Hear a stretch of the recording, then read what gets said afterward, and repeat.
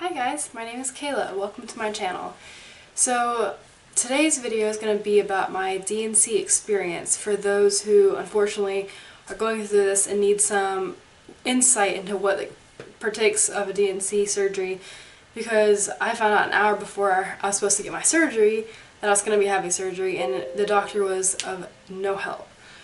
So basically, as you all may know, I was pregnant for 14 weeks. The baby stopped developing at 6 weeks. 14 weeks after, or at the 14-week mark, we had to have the D&C. All during the pandemic, I was all by myself, all these appointments. At my first ultrasound, it was a blighted ovum. That was a misdiagnosis because the baby was there. At the 13-week checkup, then I had a miscarriage, body wouldn't miscarry. Had a failed miscarriage because the whole month my body wouldn't miscarry, and then after taking the miscarriage-inducing pills, refused to miscarry. And so at that point, to prevent infection setting in, the doctor said we need to act now. So I happily agreed to have a D&C because after 4 or 5 months of going through all this, I was ready to move on. And as sad as it was, but that needed to happen for the grieving process and just to move on with my life. Now I am 4 weeks post-surgery, and I have 2 more weeks before all the hormones have left my body. Sorry, my hair is driving me crazy. Basically, I got told in an hour and a half you need to go to the surgery center and have your D&C. So what you should probably do is run home if you have time. Prepare your house, get your bed ready with like Gatorade or like a Pedialyte and lots of water. Bring like saltine crackers, something light, something easy on the stomach for like your breakfast or something if you get nauseous from the anesthesia of the surgery. Make sure your bed's accessible. Make sure you've got like pads in the bathroom for if you bleed after, which everyone does. Make sure your medicine's all lined up, and make sure you go to the pharmacy before your surgery too, so they call that in. Or at least like right after, like have your husband or your family member bring you home and then go back out and get that after surgery. But yeah, and then get dressed in comfy clothes, put your hair in a braid for surgery. And then when we got to the surgery center, they told Cody he couldn't come in, so I sat in the pre-op room for 3 hours by myself with all the chairs where people normally sit with you and your family, and no one was there for me because they wouldn't let Cody because of the pandemic. So I was scared, to say the least. It was absolutely terrifying. I didn't know what to expect.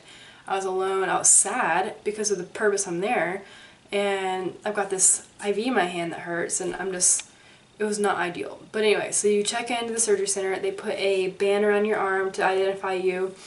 Bunch of people ask you millions of times, what's your name, why are you here, making sure you're of right of mind and making sure you're who you say you are. And then they take you back to your pre-op room, have you immediately change into like this gown, nothing underneath. They ask you a bunch of questions. Medicines you're on, do you do drugs, alcohol, blah, blah, blah, blah, blah, blah. Your first day of your last period, which is a really sensitive question because you're there because your baby has passed, so that's rough. And medical questions. And then they put an IV into your arm that starts an antibiotic immediately because they want that in your system an hour before surgery to prevent infection, and you also get antibiotics after too. And then so the IV they place, they start fluids immediately, and they do the antibiotic, which stings and burns, but it takes an hour to drip through, and then they want an hour for it to set in before the surgery, so that's 2 hours. They sit you in the bed, you get a call button, and TV doesn't work in there, and you just kind of sit and reflect and hope and pray because you don't have your phone, you have your items, all your things go in a bag, and that goes underneath your little wheelie bed that they wheel you in the whole time. And then when it's time for surgery, they have you go to the bathroom to empty your bladder. They start the drugs that start to put you to sleep. And if you've accidentally eaten before that day, or for me, I didn't know I was having the surgery, so I had breakfast 8 hours before, they will intubate you during surgery, unfortunately. If you really push them, you can have them halfway intubate you, but still, you wake up with this awful sore throat. But so they wheel you back to the operating room, and you're starting to get hazy because the medicine's taking effect. And then, they move you from your bed to like the operating table.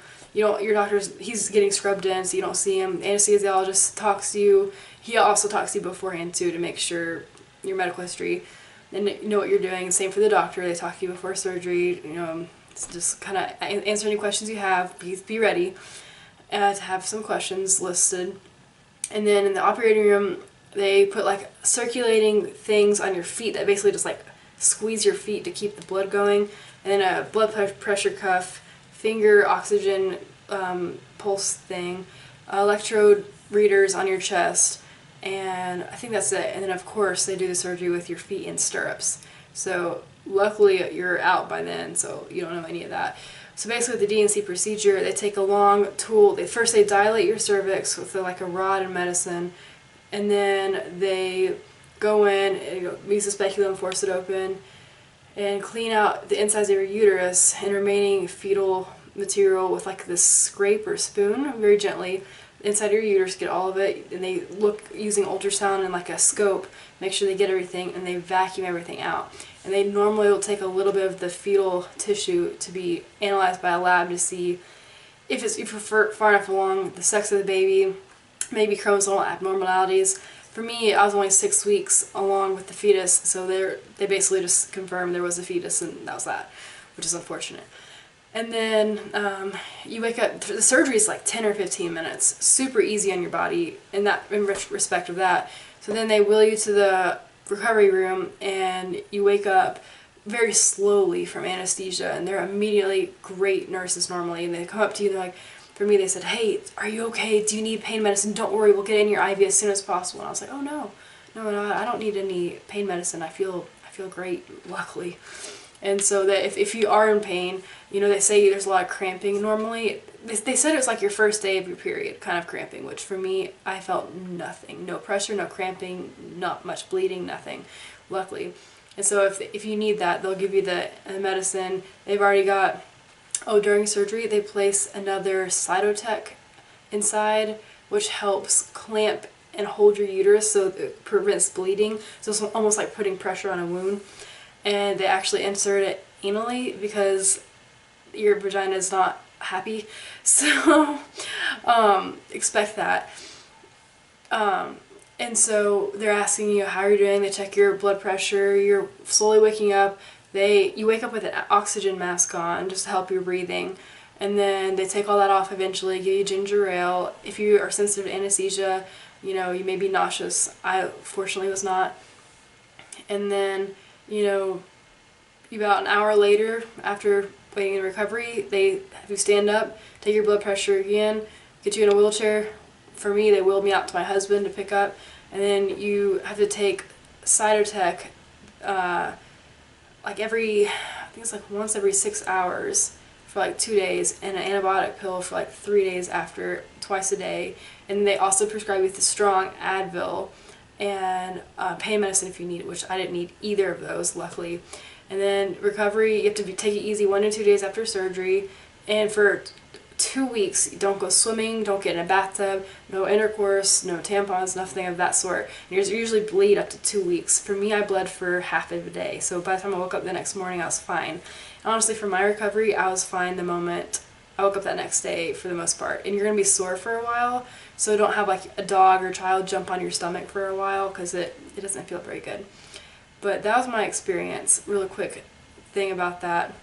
And I hope your doctor explains more, but I didn't get a pamphlet or anything. And you also have a 2-week checkup to make sure everything's good, and it's just talking through how you're doing, how you're feeling. No checkup, no anything, but just talking.